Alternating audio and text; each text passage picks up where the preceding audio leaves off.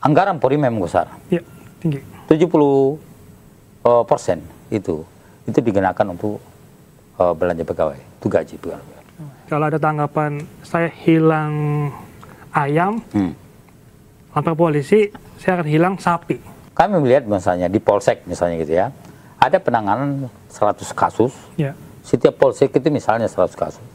Kemudian yang jadi masalah adalah tidak semua terbiayai oleh anggaran. Setiap kasus adalah 2,5 juta. Oh, udah ada anggarannya. Iya, ada anggarannya. Tapi apakah misalnya karena kekurangan anggaran, terus polisi menolak laporan masyarakat? Nah, itu dia tidak masalah. bisa. Semua bisa kuliah. Kuliah di UP, fleksibel, penuh kemudahan. Ini soal regenerasi Polri sendiri kan kalau nggak salah juga ada kritik tuh soal polisi-polisi muda ini sering terlalu emosional katanya gitu. Nah, ada wacana juga di kalangan masyarakat gimana kalau perekrutannya itu jangan dari tingkatan SMA ya, itu kan lagi beredar juga tuh katanya. Emang ngaruh orang, maksudnya emang ngaruh ke emosional. Kadang yang udah senior pun juga emosional, itu kan karakter ya. Enggak, sebetulnya satu aspek pendidikan tinggi itu adalah pada aspek kemampuan analisis, ya, pada aspek kemampuan analisis yang berpengaruh kepada sikap, perilaku dan mental, ya, ini perguruan tinggi ya. Jadi ketika menghadapi tantangan di lapangan, dia bisa mengatasi dengan kecukupan kemampuan. Kalau yang SMA misalnya dia baru lulus dari Sabara, dikasih pentungan ya. Padahal dia seusianya nih. Kalau dia digebukin, dia ingat dulu kalau gue digebukin gue balas. Mukul balik Bang ya. Nah, ini juga penting soal peningkatan SDM. Saya sih setuju ya. Jadi tergantung kepada pendidikan, kemudian digunakan untuk apa ya. Karena masing-masing bidang kan beda untuk penggunanya di mana. Oke Pak Edi Hasibuan, tapi kan kita lagi-lagi tidak bisa menutup mata yang terdekat aja sama masyarakat itu kan sering dianggap mengecewakan. Misalnya ada sebuah kasus yang kemudian tidak ditanganin, yang sampai ada tagar no viral no justice. Nah itu kan, itu kan benar-benar harus lapor polisi. Itu karena saya sering mendapatkan kasus-kasus seperti itu ya di orang-orang terdekat saya ketika melapor itu tidak ditanggapi. Bahkan yang kemarin baru-baru ini terjadi di Bekasi. Nah itu bagaimana itu pengawasan sampai ke perwilayah seperti itu agar yang tadi Bapak bilang ketika nanti polisi melakukan hal yang baik justru tidak dianggap sama masyarakat karena hal yang kecil yang benar-benar menyentuh kepentingan masyarakat aja dicuekin. Keadilan itu kan penting buat masyarakat ya.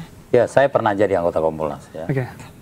2012-2016. Kemudian tadi disampaikan Bang Sugeng bahwasanya salah satu yang perlu dibenahi mungkin adalah pelayanan reserse.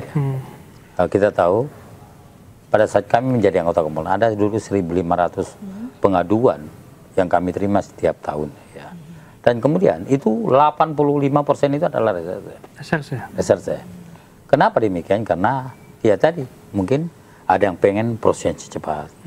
Ada yang pengen ya apa namanya merasa pengaduannya benar ya. Kemudian dia harus di apa ya. Kemudian ada lagi yang pengen agar mungkin keberatan ketika ditetapkan polisi menjadi tersangka ya. Banyak sekali sebetulnya. Pertama ada yang lambat, yang kedua adalah tidak menerima menjadi tersangka, kemudian ada juga mungkin polisi yang diskriminasi ya. Dan itu banyak sekali kalau kita lihat daripada item-itemnya banyak sekali ya. Dan yang pasti adalah kalau kami melihat ini kembali kepada penataan anggaran juga ya. Pertama, anggaran Polri memang besar. Ya, tinggi. 70% itu digunakan untuk belanja pegawai, itu gaji pegawai. 450.000 personil Polri itu dia menggunakan anggaran tadi sekitar 70% itu adalah untuk gaji polisi. Kemudian sekitar 20% itu operasional Polri, ya. Kemudian 10% tadi ada sekitar untuk belanja, ya, belanja keperluan kepolisian ya. Yang jadi masalah adalah kalau saya lihat adalah ada penataan di dalam hal pelayanan reserse ini yang tidak maksimal menurut saya, kadang-kadang tidak rasional. Kenapa demikian? Kami melihat misalnya di Polsek misalnya gitu ya, ada penanganan 100 kasus, setiap Polsek itu misalnya 100 kasus. Kemudian yang jadi masalah adalah tidak semua terbiayai oleh anggaran. Oh, Mungkin di situ ada sekitar 30% atau 30%. Tapi 70% lagi itu tidak cover oleh anggaran. Ini juga bisa menimbulkan suatu kendala di lapangan ya. Sehingga yang terjadi adalah ketika misalnya ada masyarakat lapor, kemudian dia merasa ditipu ya, misalnya ditipu, kemudian pelakunya ada di Rian Jaya misalnya, di Timur apa di mana gitu.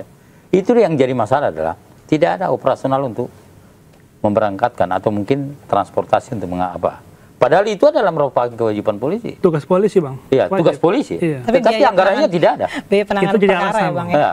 Jadi itu itu salah satu contoh ya. Kemudian ada juga misalnya di dalam itu banyak terjadi di Polsek dan juga di Polres itu terjadi, termasuk juga di Polda ya.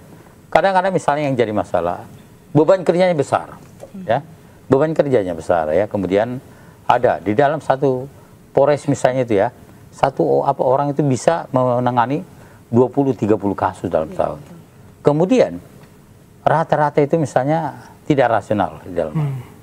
Yang ada adalah, tapi apakah misalnya karena kekurangan anggaran, terus polisi menolak laporan masyarakat? Nah, itu tidak bisa. Itu malah jadi masalah lagi. Viral lagi tuh, Bang. Kita lihat viral itu terjadi. Iya. Ketika misalnya ada masyarakat lapor kepada Polsek, waduh mohon maaf dulu Pak, kami tidak bisa karena anggaran kami sudah habis Pak. Nanti kalau boleh, boleh tahun depan aja Bapak lapor ke sini, kami akan terima. Itu yang terjadi, ya. Dan itu pun tidak boleh ditolak. Ada anggaran atau tidak anggaran, terima laporan itu. Karena itu adalah menjadi tugas polisi. Pokoknya negara tidak mau tahu, penting ini laporan, kemudian tangkap nih orang. Itu yang terjadi, ya. Sebetulnya kalau kita jujur adalah penataan anggaran di sini harus berbahaya. Harus ditingkatkan ya di dalam hal saya kira KPK kan cukup anggaran ya, menangani kasus dia semua dibiayai oleh negara, dan saya kira Polri juga harus seperti itu agar bisa meningkatkan profesionalisme Polri sehingga dia tidak mencari-cari, itu yang cari. Ini yang bahaya. Ya, cepat Bang ya. Ya kenapa? Karena tidak diskriminasi. Ketika misalnya ada orang laporan maka tolong dong tangkap ini orang langsung dong gitu ya. Iya nanti ongkosin. Tapi sebenarnya Bang biaya perkara misalnya kita lapor nih, kita kehilangan dompet. Nah biaya perkara untuk polisi itu mengejar pelakunya itu dari masyarakat atau dari kepolisian ada anggaran? Polisi anggarannya. Setiap kasus adalah 2,5 juta. Udah ada anggarannya. Iya, ada anggarannya. Ada orang misalnya pelaku pembunuhan, ya kejadian itu ditangani 2.500.000 ya untuk kasus kecil ya. Kemudian yang jadi masalah ini pelaku. Terus kabur pelakunya ke Pontianak. Iya, jauh misalnya. Kita bayangkan nggak 2,5 juta itu cukup untuk apa? Tiket apa tuh? Tiket pesawat berapa? Iya. Nggak cukup. Iya, betul. Ya? Yang terjadi inilah yang dihadapi oleh Polri. Nah, kita ke depan mungkin untuk ke depan itu ini hal-hal seperti ini perlu disoroti. Kemudian saya kira wajib hukumnya buat penyidikan, biaya penyidikan harus full ditangani. Tidak boleh ada yang kurang ya. Kalau kita menginginkan Polri betul-betul profesional dalam menangani pelayanan reserse. Bang Edi, kalau ada tanggapan saya hilang ayam, lapor polisi, saya akan hilang sapi. Ya, itu tadi. Misalnya kan bisa kebayang nggak kau? Hilang ayam, pelakunya kabur. Kemana kabur? Ke Kalimantan. Tadi kan menangani 2,5 juta ya. Kemudian terus siapa yang biayai kalau misalnya mau nangkap itu pelaku sana? Kita. Nah, itu terjadi. Karena nggak ada yang mau apa. Kan biaya nggak ada. Paling lapor kehilangan doang sih kalau gue ya, misalnya. Berarti dengan ada pakai cuma lapor polisi, benar adanya Bang ya? Ya nggak semua juga. Nggak semua juga. Ya. Tapi mungkin ada, mungkin iya gitu ya. Tapi tidak juga demikian. Tapi gambarannya seperti itu ya. Oke, mungkin kalau IPW ada temuan-temuan soal kasus-kasus di daerah yang tidak ditangani karena memang kurang anggaran atau memang ada oknum yang memang tidak mengakomodir gitu. Ya. Ini memang soal integritas dan profesionalisme ya. Dan saya lihat ini secara umum dulu ya, yang banyak menjadi korban ketidakadilan itu adalah orang-orang yang miskin, ya kemudian tidak punya akses politik, kekuasaan atau dukungan ya finansial. Ini banyak menjadi korban ketidakadilan. Makanya kemudian masyarakat kan mengkritik habis-habisan dan tidak percaya. Oleh karena itu, ini harus menjadi perhatian dari pimpinan Polri yang pertama. Yang kedua, penegakan hukum ini memang ada aspek yang rumit ya. Karena penegakan hukum itu kan wilayah yang tertutup. Penyelidikan dan penyidikan itu tidak boleh dibuka. Nah, bagi oknum-oknum penyidik yang punya sifat menyalahgunakan kewenangan, ini dimainkan. Laporan ke IPW mah udah banyak, benar ya. Akhirnya kasus mandek gitu ya. Lama bertahun-tahun tidak diberi kepastian. Harus diperhatikan ini oleh Pak Kapolri ya. Keadilan tertunda itu sama juga dengan meniadakan keadilan itu sendiri. Betul. Ya. Keadilan yang tertunda. Oleh karena itu harus direformasi dari aspek yang tadi. Dari akarnya. Ya, dari aspek yang tadi.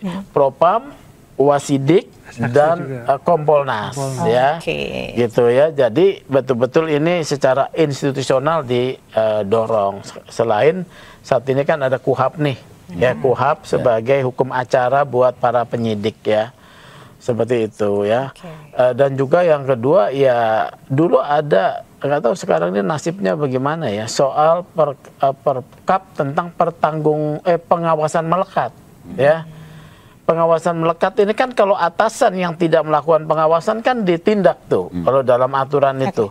Sekarang ini udah nggak ada bunyinya ya, karena itu memang merugikan buat para pejabat di atas nih, kayak di Polsek ya. Ada awasi Bang. Dia kan dia tuh petugas jaga.